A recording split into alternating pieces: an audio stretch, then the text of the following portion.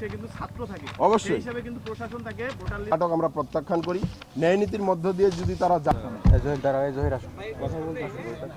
আপনারা জানেন, শিক্ষার্থীদের বহুল প্রত্যাশিত ব্রাকসুর গঠনতন্ত্র অনুমোদন হলেও শুরু থেকে প্রশাসন ও নির্বাচন কমিশনের চরম অযোগ্যতা ও ব্যর্থতার কারণে বেগম রোকেয়া বিশ্ববিদ্যালয় কেন্দ্রীয় ছাত্র সংসদ আজ হাস্যকর বিষয়ে পরিণত হয়েছে। শিক্ষার্থীদের শীতকালীন ছুটির দাবির বিষয়টি পাশ কাটিয়ে একটি গোষ্ঠীকে সুবিধা দেওয়ার জন্য গঠনতন্ত্র ও ভোটার তালিকায় অসংখ্য ভুল ত্রুটি নিয়ে তড়িঘড়ি করে একটি বিতর্কিত নির্বাচনের দিকে এগোচ্ছে নির্বাচন কমিশন। ব্যর্থতার দায় নিয়ে দুইবার পদত্যাগ ও একবার নির্বাচনী কার্যক্রম স্থগিত করার পর তারা কথা দিয়েছিল ভোটার তালিকায় বিদ্যমান ত্রুটিগুলো সংশোধন করে পরবর্তী কার্যক্রম চালিয়ে যাবেন। কিন্তু অত্যন্ত দুঃখের বিষয়, তারা ত্রুটিগুলো নিয়ে আবারও অধিকাংশ শিক্ষার্থীদের শীতকালীন ছুটির বিষয়টিকে উপেক্ষা করে একটি পক্ষের এজেন্ডা বাস্তবায়নের জন্য একটি প্রহসনমূলক নির্বাচনের নাটক মঞ্চস্থ করতে মরিয়া হয়ে উঠেছে এই বিতর্কিত প্রশাসন ও নির্বাচন কমিশন।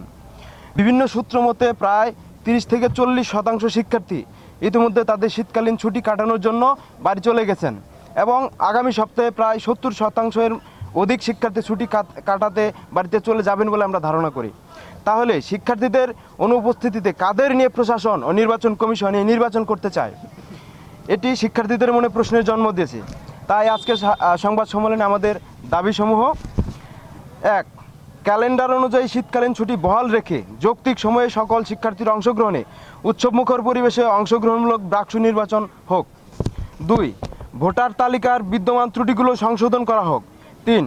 শিক্ষার্থীদের অবশ্যই ডোপ টেস্ট ও পথ ক্লিয়ারেন্স দিতে হবে। নির্বাচনী আচরণবিধি দৃঢ়ভাবে কার্যকর করতে হবে।